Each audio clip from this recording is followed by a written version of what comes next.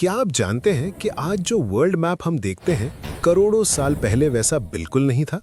स्वागत है विज पेल पर और आज हम अनलॉक करेंगे अर्थ का सबसे बड़ा राज, chapter 4 distribution of oceans and continents.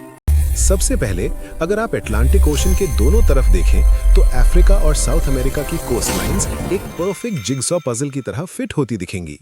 इस ऑब्जर्वेशन ने ही शुरुआत की एक नई थ्योरी की जिसे हम कॉन्टिनेंटल ड्रिफ्ट कहते हैं। 1912 में एल्फ्रेड वेगनर नाम के एक जर्मन मीटियोरोलॉजिस्ट ने कॉन्टिनेंटल ड्रिफ्ट थ्योरी प्रपोज की।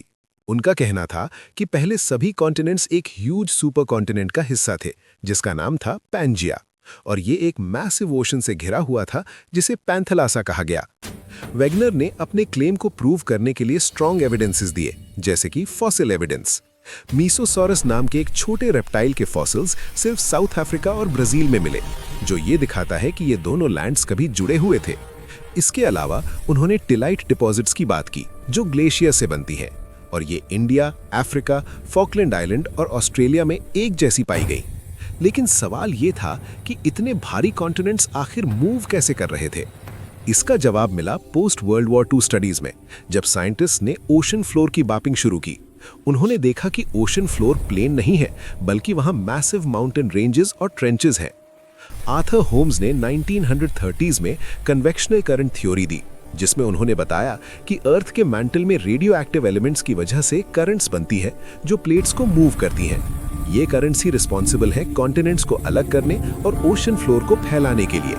हैरी हेस ने 1961 में सी फ्लोर स्प्रेडिंग का कॉन्सेप्ट दिया।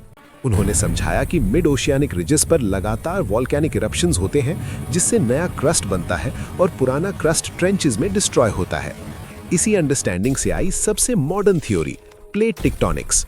1967 में मैकेंजी और पार्कर ने बताया कि अर्थ का सरफेस 7 मेजर और कुछ माइनर लिथोस्फेरिक प्लेट्स में बटा हुआ है।